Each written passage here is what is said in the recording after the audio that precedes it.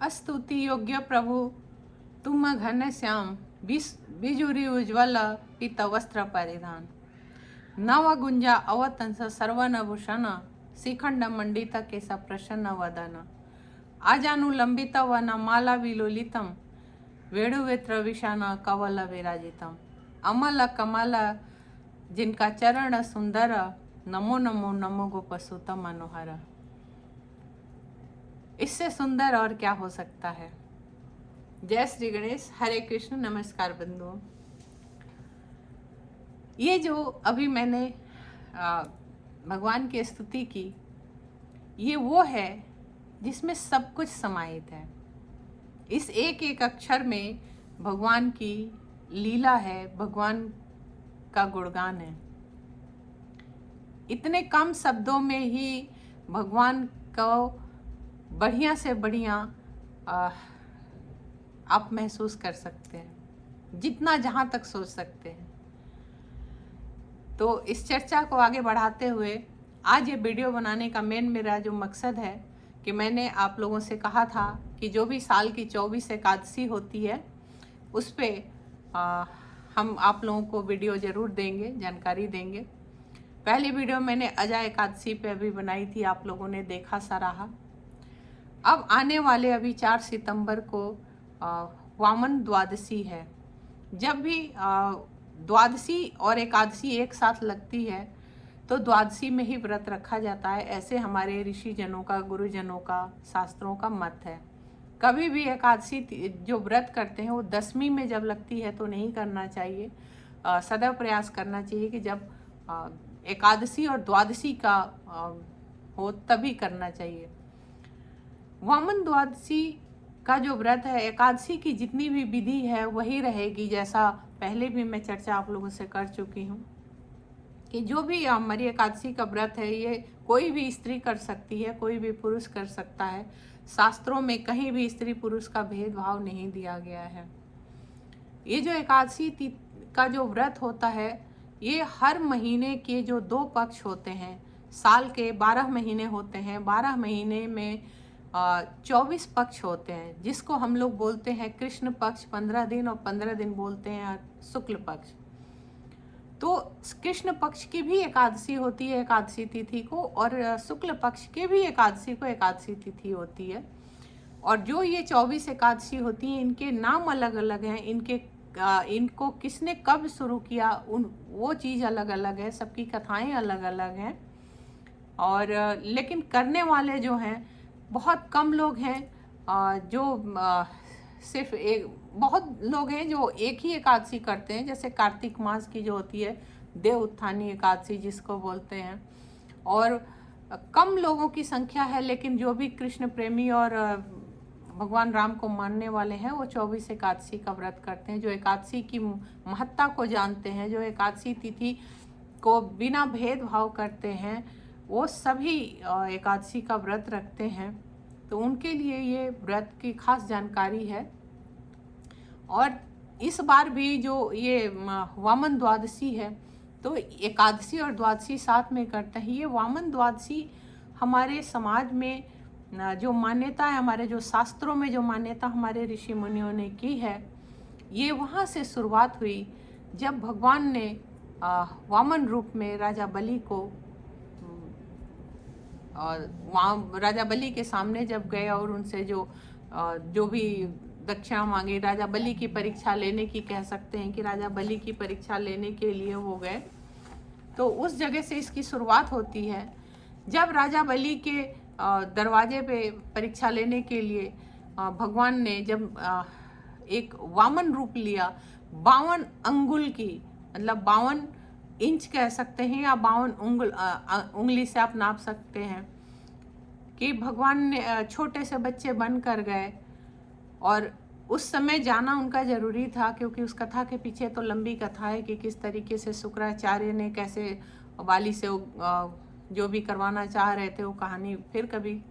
लेकिन यहाँ पे भगवान ने सोचा कि जो राजा बलि थे उनसे बड़ा कोई दानी नहीं। आज भी शास्त्रों में इसकी मान्यता है, राजा बलि के दरवाजे से कभी कोई खाली नहीं जाता था। राजा बलि से जो कोई जो मांगता था वो दे देते थे। और कहने के लिए वो राक्षसों के राजा थे, वो राक्षसीय परिवार से थे।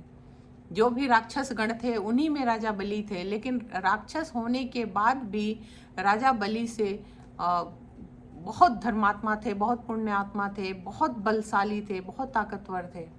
इसीलिए कहते हैं ना, यहाँ पे रोकते हुए मैं कथा को कहना चाहूँगी कि कभी भी हमारी जो कथाएं हैं, हमारी जो परंपराएं हैं, कहीं ना कहीं शिक्षा देती हैं।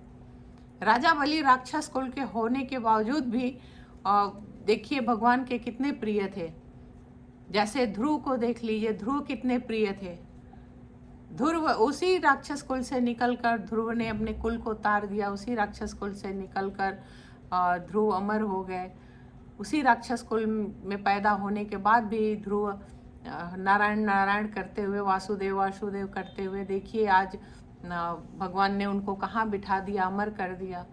उसी तरह राजा बलि का भी जिक्र शास्त्रों में मिलता है कि जब उनकी परीक्षा लेने भगवान 52 इंच के, 52 उंगल के बन के उनके दरवाजे पर गए और उनसे दक्षिणा मांगी, भिक्षा मांगी। और जब भगवान ने कहा कि क्या चाहिए मुनिवर आपको, मतलब बलि ने देखा कि ये तो भगवान, क्या ये तो छोटे से बच्चे हैं, ये क्या ही मांग लेंगे मेरे से। लेकिन जब राजा बलि ने पूछा कि आपको क्या चाहिए, तो जब भगवान नारायण जो वामन रूप में थे, उन्होंने कहा कि मुझे बस कुछ नहीं चाहिए, 3 पग भूमि चाहिए।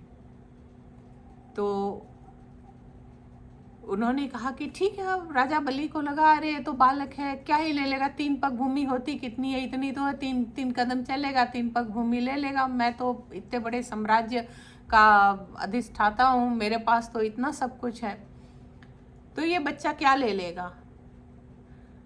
यहाँ कथा को रोकते हुए आप लोगों को यही कहूँगी, किसी को कभी भी कमतर समझने की भूल मत कीजिए। कभी किसी को अपने से कहीं से भी कमज़ोर समझने की भूल मत कीजिए।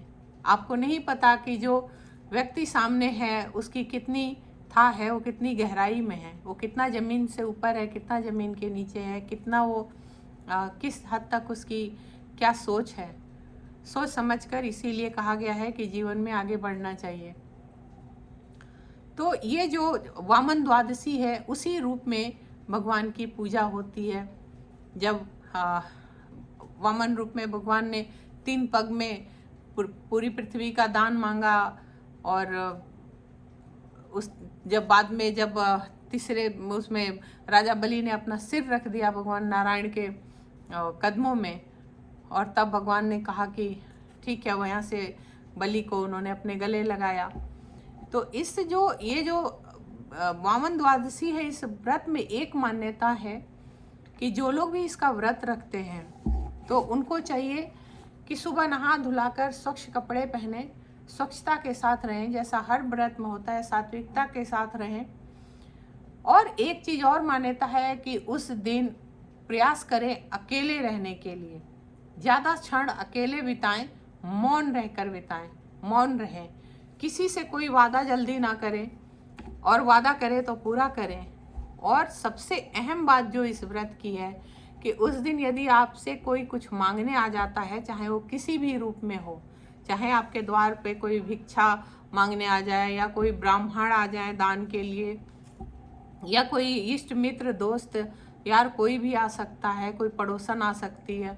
अगर कोई आपसे कुछ मांगता है तो बस उतना ही दीजिए जितना आप चाहते हैं। कोई आपसे कुछ एक्स्ट्रा मांगता है तो आप मत दीजिए। ऐसी कथा में जिक्र आता है कि नहीं देना चाहिए, और एकांतवास में ही ज़्यादा समय रहना चाहिए। और ये जो व्रत है, इस दिन सेम पूजा करने की विधि वही होती है। बहुत लोग तो होते हैं कि आप 12 बजे तक लोग व्रत रखते हैं, और 12 बजे के बाद ही लोग नहा धुला कर फिर अपना पूजा पाठ करने के बाद बहुत लोग अन्न ग्रहण कर लेते हैं। लेकिन जो लोग पूरा व्रत करते हैं एकादशी का या द्वादशी का, तो उनको नहीं वो अन्न वर्जित होता है। एकादशी के व्रत में कोई भी एकादशी हो, अन्न वर्जित होता है। इसमें अन्न का दान किया जाता है, वो भी द्वादशी जब पारण किया जाता है उस समय। त्योहार व्रत जिस दिन होता है उस दिन आपको कोई दान नहीं करना होता है। तो मैं उम्मीद करती हूँ आप सब लोग श्री हरि का, भगवान का, नारायण का ध्यान करेंगे। एकादशी के दिन 4 सितंबर को बढ़िया से नहा धुला कर स्वच्छता के साथ रहिए, झूठ मत बोलिए, नाप तोल कर बोलिए और प्रेम पूर्वक इस व्रत को आप भगवान नारायण के चरणों में समर्पित होकर अपने आप को तप कीजिए। भगवान से प्रार्थना कीजिए, परमात्मा आप सबके परिवार में खुशहाली दे, सुख दें, समृद्धि संपन्नता दें, क्योंकि वही नारायण हैं, उन्हीं के वक्षस्थल में श्री हैं। और हम जब भी पूजा करते हैं तो लक्ष्मी नारायण की पूजा करते हैं। तो जहाँ पे नारायण होते हैं वहीं पे श्री होती हैं, जहाँ पे श्री होती हैं वहीं नारायण होते हैं। इसीलिए सदैव जोड़े में पूजा करना चाहिए, एक की पूजा कभी नहीं की जाती है। श्री लक्ष्मी और श्री नारायण की पूजा साथ कीजिए आपके घर में, ताकि अस्थायित्व बना रहे सुख समृद्धि का। प्रार्थना कीजिए आपके सारे कष्ट क्लेश दूर हो, दुख दरिद्रता दूर हो। अच्छे से पूजा करिए, प्रयास कीजिएगा कि जब भी एकादशी का, द्वादशी में तो आप कोई भी रंग पहन सकते हैं। जब एकादशी का व्रत होता है तो लाइट कलर ही पहनना चाहिए। दिन भर आप कथा पूजन करिए, अपना जो भी आप काम करते हैं वो काम करिए, लेकिन दिल लगाकर उस दिन भगवान नारायण की कथा करिए और उनका ध्यान करिए। ज़्यादा से ज़्यादा हरि नाम कीजिए, जाप कीजिए, इसका ख्याल रखिए। और पारण का विशेष ख्याल इसमें होता है, पारण का जरूर ध्यान रखिएगा, क्योंकि इस बार पारण का समय क्लियर नहीं हो पा रहा है। तो ये आप अपने जिस भी जगह आप रहते हैं वहाँ के सूर्योदय चंद्रोदय के हिसाब से उस दिन का आप पंचांग चेक कर लीजिएगा। जिस समय पारण का समय हो उसी अवधि के अंदर आप पारण कीजिएगा और अपने व्रत को सफल कीजिएगा। मेरी यही शुभकामना है, यही परमात्मा से प्रार्थना है कि आप लोगों का व्रत पूर्ण हो, आपके परिवार में खुशियाँ रहें, सुख शांति रहे।